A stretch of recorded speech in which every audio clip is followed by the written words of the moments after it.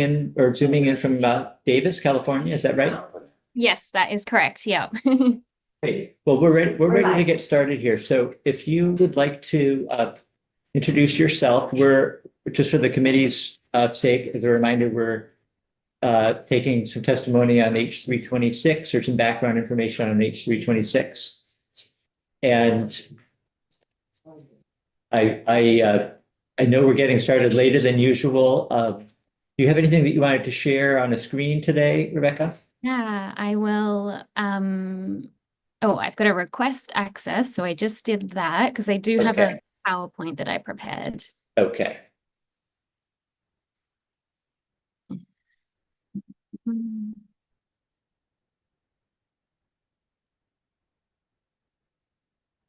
I also apologize if you can hear the train in the background. I live right next to the Amtrak line and it's pulling up right now, so Okay. We can't hear it. that's great. Good. Excellent. Okay, how is that looking for everyone? That's good. Yeah. Great. Okay.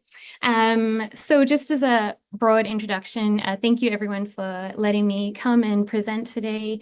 I'm very honored always to, be given that opportunity.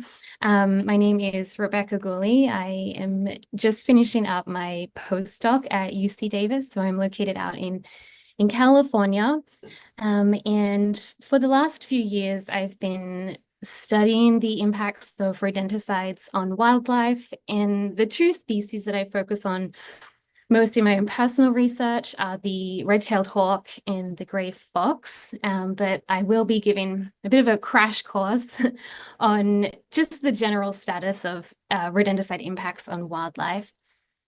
I've also had a lot of involvement with the last two assembly bills that got passed in California in 2023 and 24 that restricted or put a moratorium on the first generation anticoagulants in California. So the general, idea that I've got here is I'll give a background on some of the sublethal impacts of rodenticides and then focus a little on what we've seen in California following some of our bills that we've had passed and a little dive into like the rodent populations and how they've responded to these bills and possible, avenues of rodent fertility control. Because I think that's something that everyone's becoming increasingly interested in. So I know this has probably been repeated quite a few times in different hearings, but just as a broad, introduction again, when we talk about rat poisons, there are a few different types that are being used right now. We've got the anticoagulant rodenticides, which are often, broken up into second generation ARs or SGARs and first generation ARs or FGARs.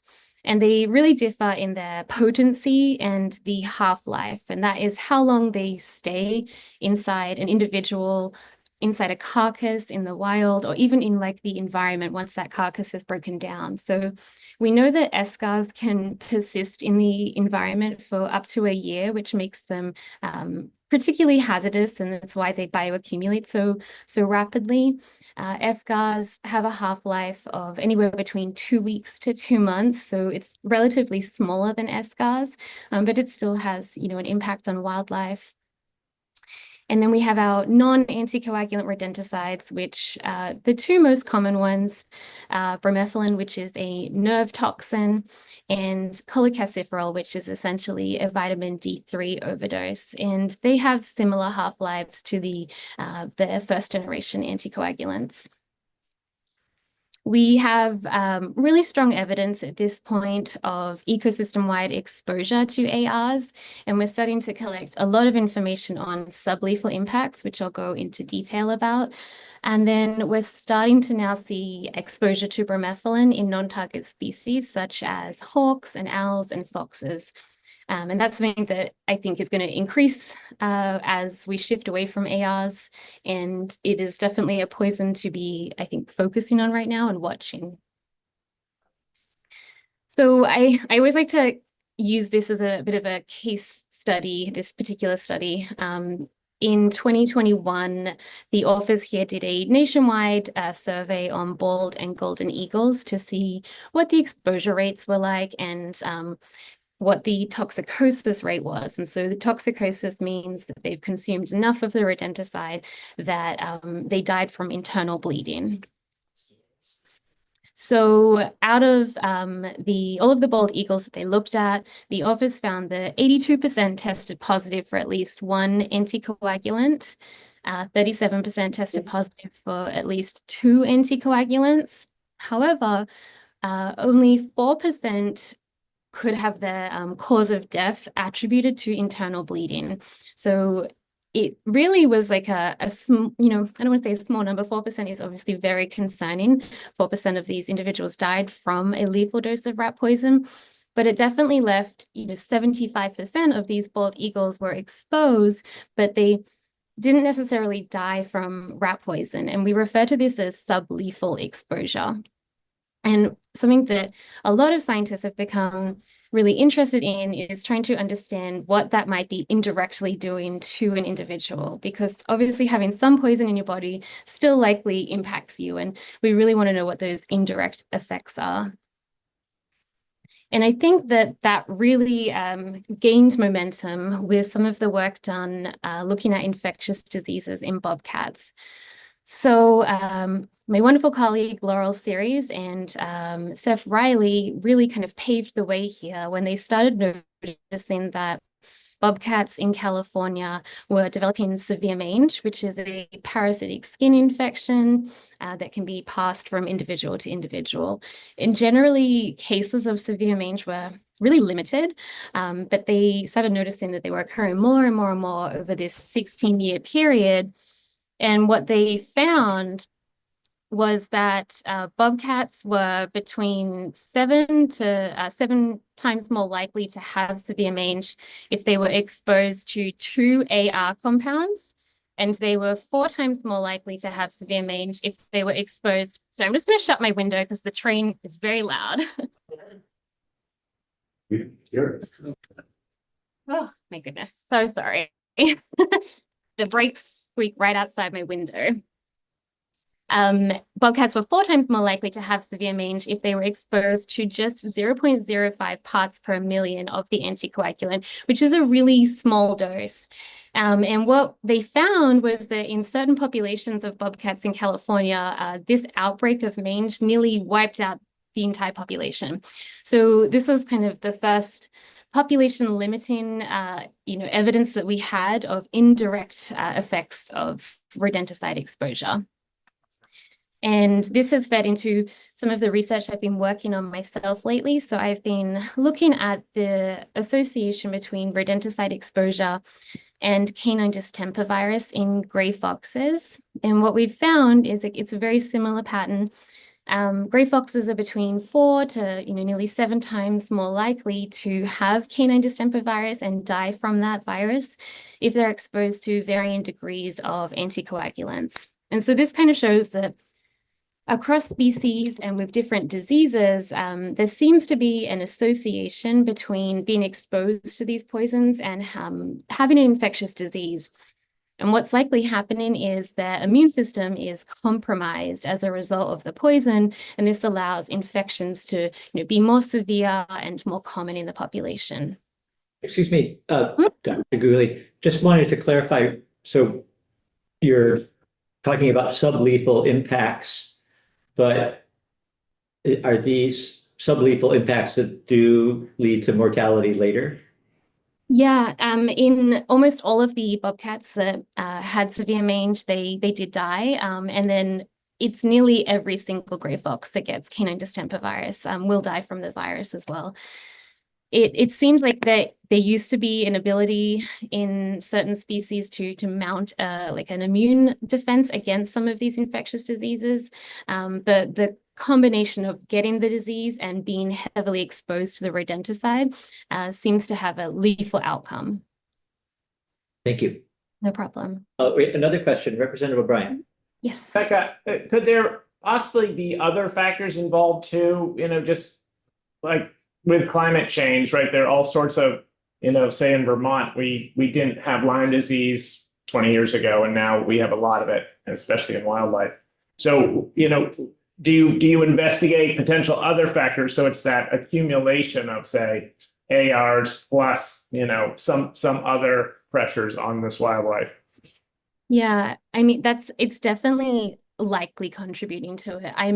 I don't believe that the Bobcat study looked into how climate may have impacted that. But it's definitely something that I'm interested in now that you've said that, exploring with the gray fox data. I would say it's hard with wild systems to know completely what all of the contributing factors might be. You know, it definitely could be playing a role. I think that as temperatures increase, certain diseases, infectious diseases, are definitely going to be increasing as well in response if the individual is suffering from the physiological impacts of, you know, extreme heat, for example. So I would say that there's multiple things at play here. But the way we run the analyses is they still come out statistically associated with the rodenticide. Representative Nelson. Thank you. Rebecca, two questions. One is, the EPA has now made Generation 2, the SCARs, a Class A use now. So your study, and that just started last year, so your study was before this change of the law? And second of all, is the population of fur bearers since the banning of fur sales and trapping in California in 2019, has the population grown to such an extent that there may be some overcrowding issues? Yeah, do you mean of bobcats specifically? Well, they banned all fur trapping, and so bobcat, Yeah. fox, gray fox, you have kit fox out there, I believe, Mhm. and other species. Yeah, I haven't looked at the association between the bill that banned the fur trapping and disease metrics, but we do know that increased populations, or particularly overcrowded populations, have higher infectious disease transfer. That's definitely a factor that exists in any time we have overpopulation. As far as I know, gray foxes are either stable or declining in most states right now, so I don't think we're seeing an overpopulation issue with them. Definitely not in California. With the bobcat populations, unfortunately, they're still getting really hit by mange. So I don't believe that's had an uptick in relation to the to the fur ban per se. But again, it could be an ultimate ideal model of the wild would probably factor in all of these different cofactors. Just as one more question. Yeah. one more follow-up, Rebecca. Mange has been around a long time, and we have a coyotes and fox populations in Vermont get hit with it, and then it's a cycle. So traditionally, what was it in those populations that could kind of fight it off? Like, what was this cycle of mange? Yeah. So the authors of this paper had like a follow-up paper where they also looked at immune markers in the bobcats from like blood panels, essentially looking at lymphocyte counts and white blood cell counts. And it seemed that again, the immune system correlated with rodenticide exposure. So individuals had dysregulated immune systems if they had been exposed to rodenticides. And this kind of led to, they've done a lot of research on this at UCLA, and they did a gene expression study where it seemed like even genes involved in allergic response were being dysregulated by the presence of rodenticides in the bobcats. And so I suspect that the sheer boom of the anticoagulant rodenticide use in California has immunocompromised a lot of the individuals. And so naturally, I think they would have an immune defense, but we just have so many individuals exposed right now that their immune systems appear to be compromised in relation to that exposure. And then I would suspect then if certain percentages of those populations had working immune systems, then the cycle of mange, right, would pass sooner. Yes. Yeah. Yeah. If they have healthy immune systems, it generally never gets to this point that, you can see in this picture here. It never gets to a point where there's such a severe parasitic infection. Thank you. No problem.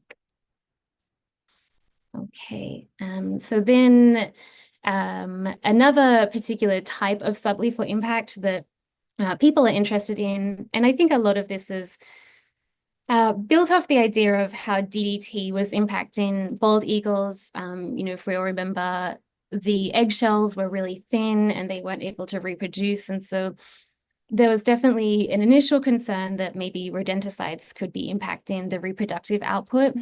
There was a study that was done on eggshell thickness in, avian predators that had been exposed to rodenticides, and that didn't seem to be an issue in relation to rodenticides. But there was a study done in Malaysia in 2014, where the plantations that they have in Malaysia, they often use barn owls to kind of act as a biocontrol of rodents, as barn owls eat a lot of rats, and if you attract them with barn owl boxes, then you kind of have some natural rodent control there. But there were plantations that were using rodenticides alongside the owl boxes. And so they set this up as a study to investigate how that might impact the reproductive output of the barn owls. And so kind of breaking it down into the 3 different test sites they had, there was a rodenticide-free group of plantations where they had barn owl boxes. There were plantations treated with chlorofascinone, which is a 1st-generation AR. And there were plantations treated, sorry, I've got an itchy throat, with bromadiolone, which is a 2nd-generation anticoagulant. And what the authors found was that there was a higher occupancy rate, more eggs were laid, more eggs hatched, and more fledglings, were successfully making it into adulthood in the rodenticide-free plantations. And it almost like scales with severity of the anticoagulant. Chlorofascinone fell in the middle, so there was a slightly reduced impact across the board on all of these reproductive measures, and bromadiolone had the worst overall average of reproductive success with these barn owls. So this kind of study is very much correlation. They didn't go into a particular causation here, so it's not as deep as I think we would like to know how it's impacting the barn owls, but it is still an interesting and concerning finding that it seemed to really correlate with the different types of rodenticides. And then if we shift from birds to mammals, we're now seeing that there's in utero exposure, or like transfer from the mothers to the fetuses. So looking first at domestic animals, because I think that's, it's always a helpful point. We can get a little more information from domestic animals at times. This was a paper that was produced as a case study that, a veterinarian had encountered, where a domestic dog had given birth to 13 puppies, and 8 of the puppies actually were either stillborn or died within 48 hours. And the guardians of this dog revealed that she had consumed rat poison 4 weeks before giving birth. So they tested the 8 puppies that had died, and all of them came back with rodenticide exposure and internal bleeding. However, the mother seemed to be showing no external impacts from consuming the rat poison. And so this suggests that fetuses might be more sensitive to rodenticide exposure, especially during the early developmental stage in utero. And it's obviously very concerning if you try to think about what could be happening in the wild then, because maybe the adults that we see, like the mountain lions or the bobcats, aren't necessarily succumbing to the poison themselves, but it could be having reproductive impacts. So in seeing that, in 2022, P54, which is one of the collared mountain lions in California, was unfortunately hit by a car, and she was pregnant at the time. And they tested herself and her 4 full-term fetuses, and they all tested positive for multiple anticoagulants. So this was the first documented case of mountain lions having, in utero transfer of rodenticides.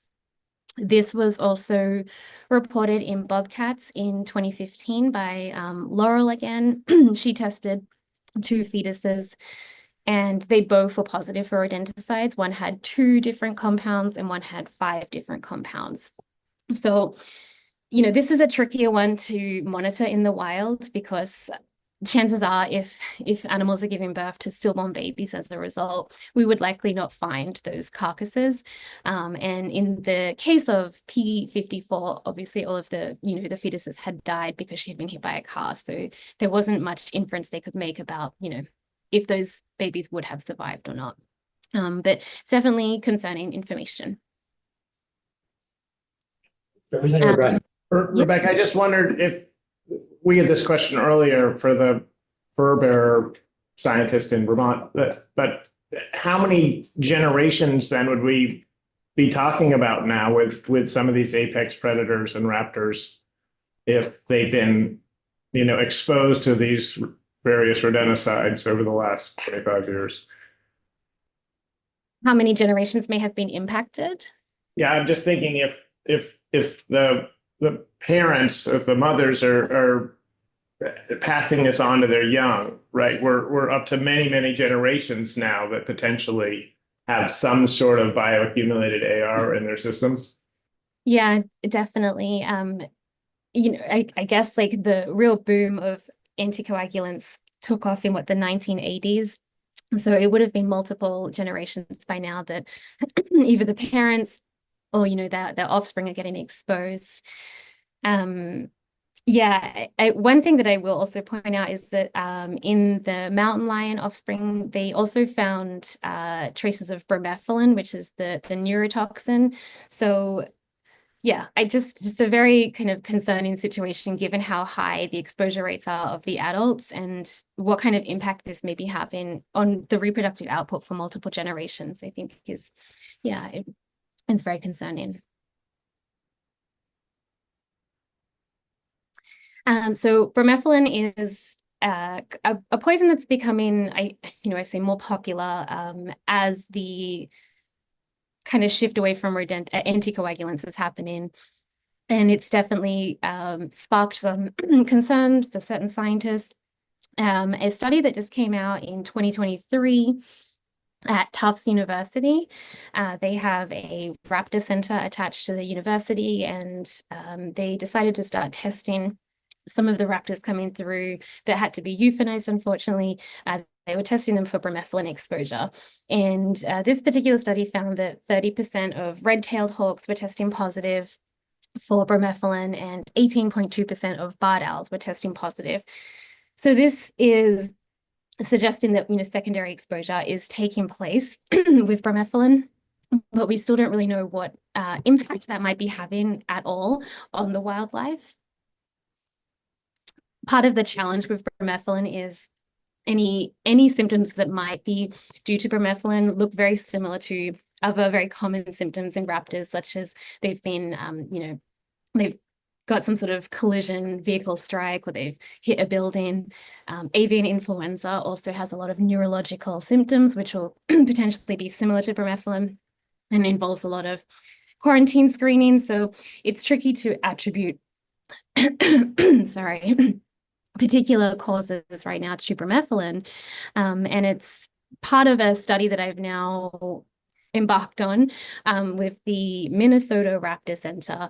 We're really curious and worried about how bromethalin exposure could be impacting animals in a sublethal level. Even if they're not necessarily dying from bromethalin, I think the impacts of having neurological or coordination inhibition are pretty severe. Hunting ability could get reduced. They might be more likely to be hit by cars. There are certain things that obviously coordination is very important for. So we've been collecting red-tailed hawk samples for almost 2 years now in Minnesota. And we are going to be investigating certain coordination and brain function qualities in exposed hawks and seeing if there's any discernible pattern that we can detect between not exposed individuals and exposed individuals. So that's to come information that I would be happy to share, once we have some more information on that.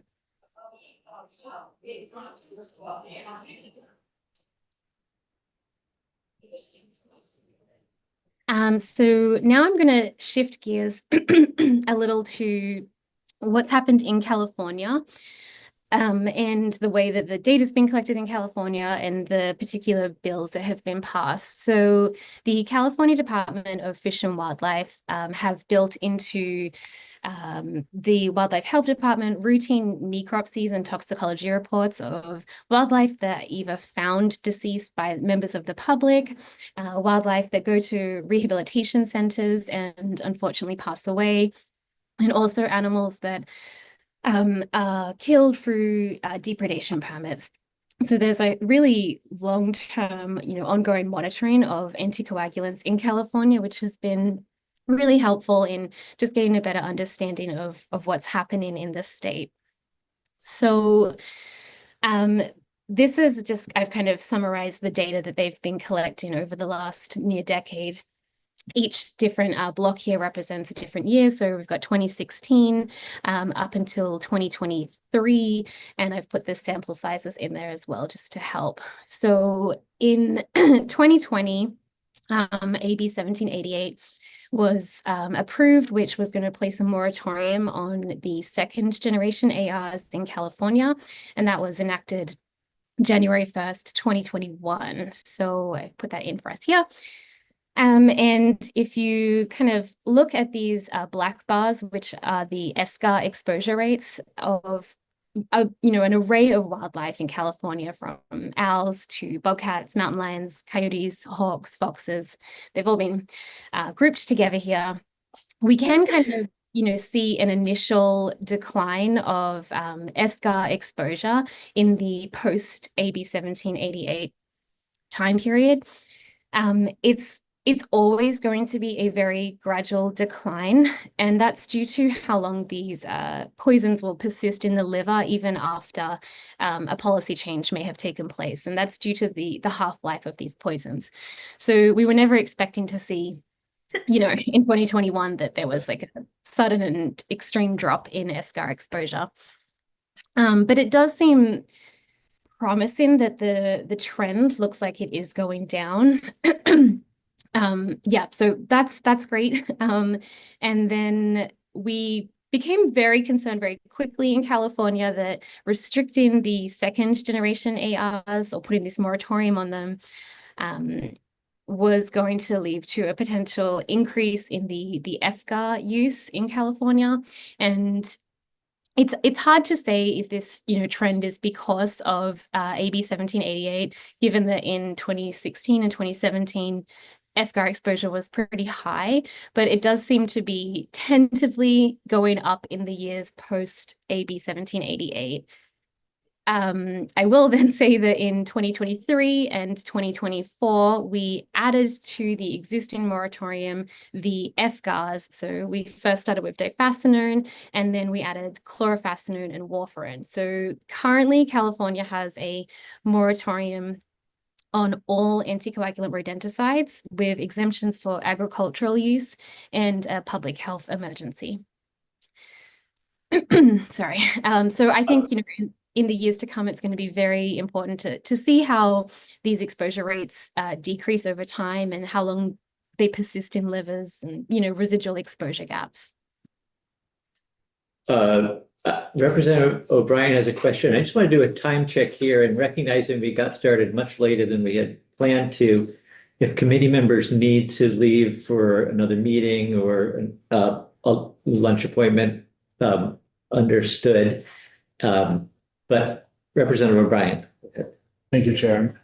Rebecca, given that what you mentioned at the beginning of your testimony, that but the escars had a much longer half-life.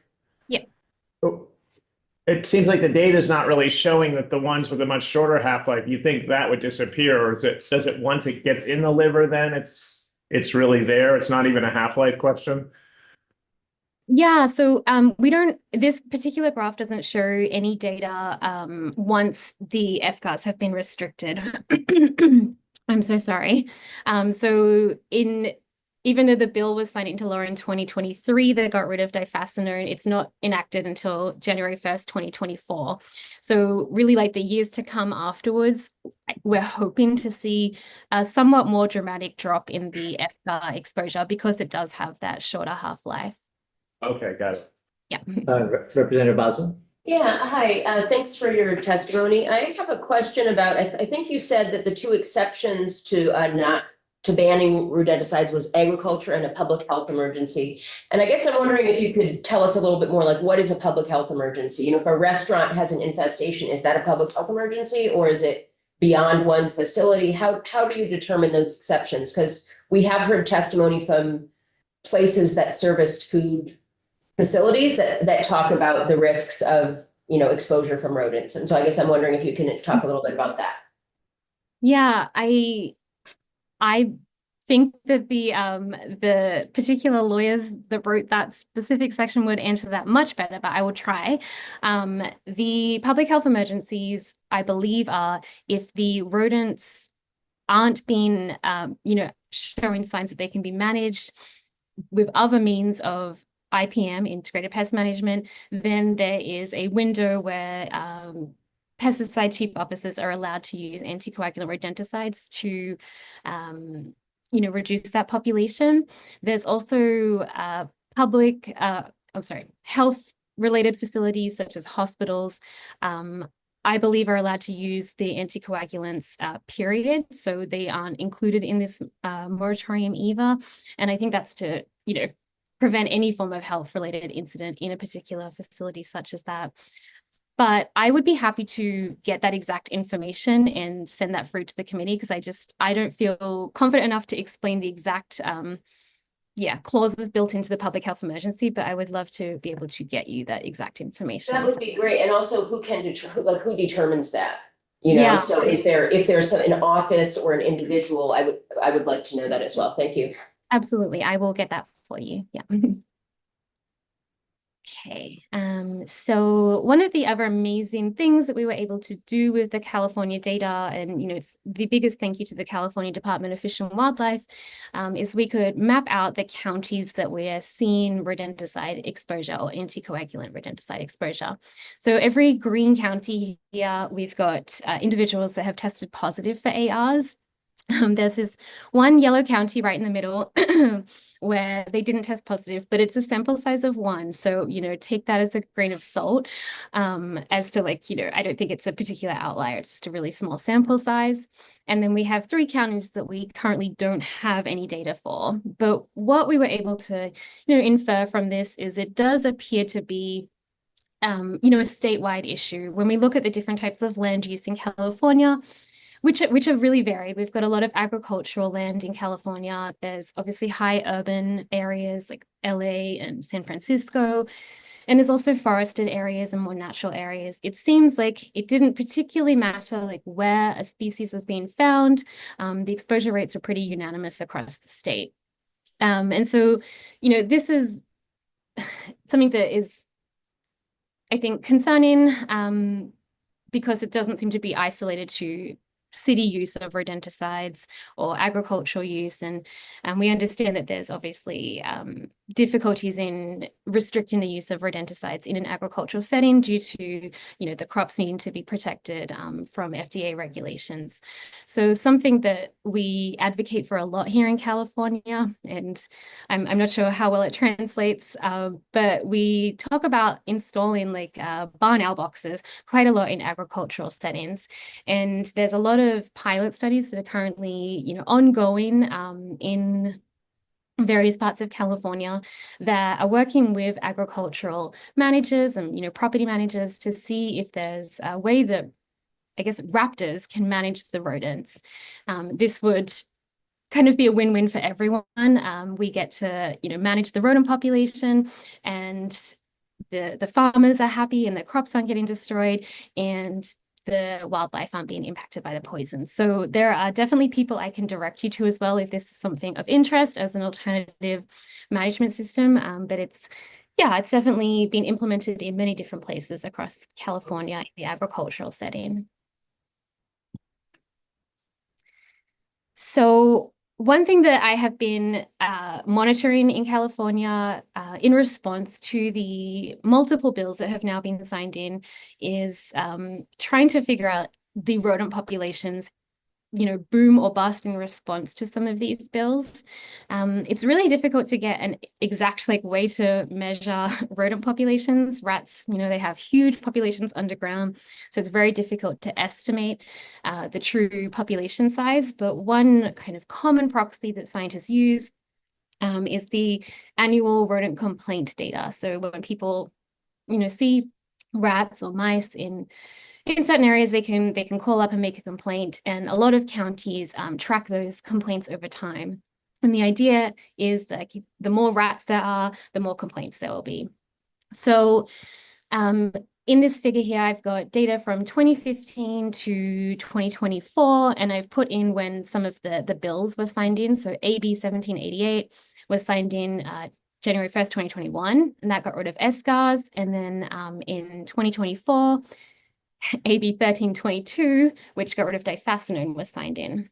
And so this big, thick purple line is just the average of all of the counties that have provided the data for me so far. And then each individual county is one of these dashed lines. But generally, we're not seeing, huge peaks in rodent populations following the moratorium on these poisons. And so I think that's promising that there hasn't been a reciprocatory, rodent population boom. So just something that we're tracking to make sure that there aren't unintended impacts from these bills. And another kind of oh, actually, yes. Okay, sorry. Just to understand what my slides are saying. One of the things that are really interesting and important about anticoagulants is all of the impacts that we see in wildlife with their immune system being impacted and infectious diseases being higher in non-target species. That can also translate down to the individual rat populations. And so a study by Maureen Murray that came out just a few years ago from Chicago was looking at urban rats that are exposed to rodenticides and their potential zoonotic risk. And so that's the risk of particular bacteria and virus being passed from rats to humans. And what they found was that poisoned rats were significantly more likely to be infected with Leptospira, which is a particular bacteria that is shed in urine and feces and is one of the major and most common risks that humans face when they're living in close proximity with rats. So, this kind of opens up this question and worry that potentially using some of these poisons, and especially ones that, the rats are existing for some time before they succumb to the poison, that during that window, they're actually more likely to be shedding the particular viruses and bacteria that we're worried about in the first place.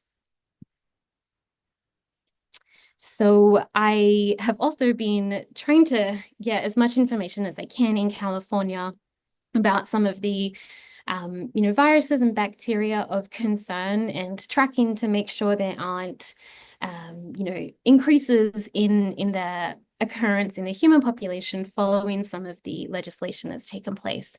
So the blue shaded boxes are information that's come post AB 1788, and I've got information for hantavirus, which can be just a regular infection, or it can cause pulmonary syndrome. And it's a pretty serious illness if you do contract that.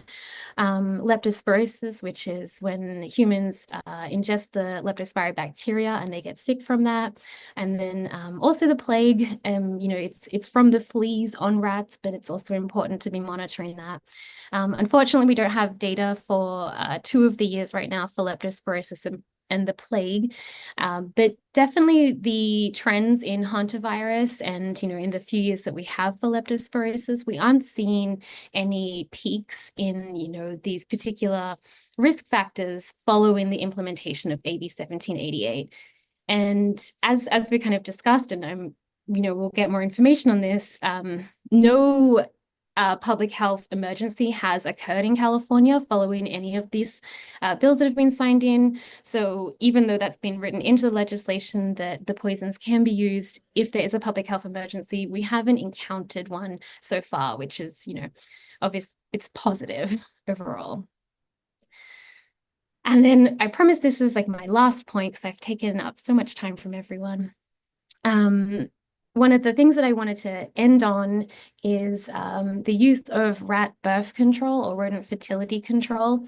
I work closely with Dr. Loretta Mayer, who is the founder of Wisdom Good Works, which is a particular company that uses rat birth control. And she also said that she's happy to come in and provide witness on this particular product if that's something that's of interest to people. Essentially, the goal here would be to almost use the rodent fertility control in replacement of the poison. And so, as kind of an integrated management approach, having the rodent fertility control built in with, improved sanitation and exclusion practices, the goal would be to coexist with a very heavily reduced healthy population of rats that likely no one would even see, because the goal is to get them down to such a small number. And I think this does require a bit of a shift in the goal here, because eradication hasn't occurred with poisons. There are still rats everywhere. And, anticoagulants have been used now for nearly 50 years, and we're clearly still in a situation where the rat populations are increasing constantly, and you have these boom and bust cycles with the poison cycle. The population takes a huge hit and then they reproduce rapidly, and the poison has to get reapplied. And so the idea of using fertility control instead is to almost get that population down to a really low number and then just maintain them at an incredibly reduced population size, and you mitigate all of the risks with infectious diseases and bioaccumulation of the poisons. This is some of the data that she sent through to me to share. It's a little messy, so I'll talk you through it. Essentially, the way that they are kind of monitoring the impact of the fertility control is looking at bait consumption, or the bait in this case is the fertility product, and camera trapping to see if the populations, do decline over time and if they stay at this reduced number. Some of the examples she provided, so this dotted line here was a closed population. So that means there was no migration of rats coming in. They weren't able to reproduce, and within 7 months, the population was completely, in this case, gone because everyone had just passed away and there was no more replacement from offspring. It's a little more slower and challenging in areas where migration is able to happen, and that is in every city and agricultural setting that we know. And it's how we still have reinfestations after poison treatment, so that rats come in and they migrate. But it does appear that, with continued use, these populations are gradually declining and they're staying at these lower numbers. And it's a more compassionate and more healthy alternative for the rats, for the predators. And yeah, I think that if this is something of interest, that she would be happy to come in and talk to everyone about. And that is all I have to say. So I will end it there because I've been talking for quite a while now. Thank you, Dr. Gooley. And yes, please feel free to send along, if you'd like, to our committee assistant that contact information. And if you haven't and would share with her the slideshow as well. Absolutely. Yeah, 100%. Great. Let's see. Are there any other questions from committee members? Just a couple quick ones. Rebecca, before ARs, what were the sort of rodenticide methods where there, you know, even potentially more toxic things like arsenic or whatever that were used as well as spring traps? Yeah, there definitely were different rodenticides. The strychnine, I always say that wrong. Metal phosphides like zinc phosphide. The idea of poisoning rats has been around for centuries. Sometimes the exact like poison wasn't known for quite a while, but ARs were, I think, you know, a particular type of poison that seemed less toxic at the time, and that was the appeal of them. They were discovered in a very strange way.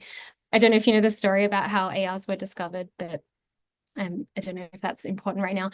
But yes, I think there were more toxic chemicals being used prior to ARs, and that's why they were appealing, but then the bioaccumulation started happening. And so that created a shift towards trying to develop new poisons. And that is actually how bromethalin was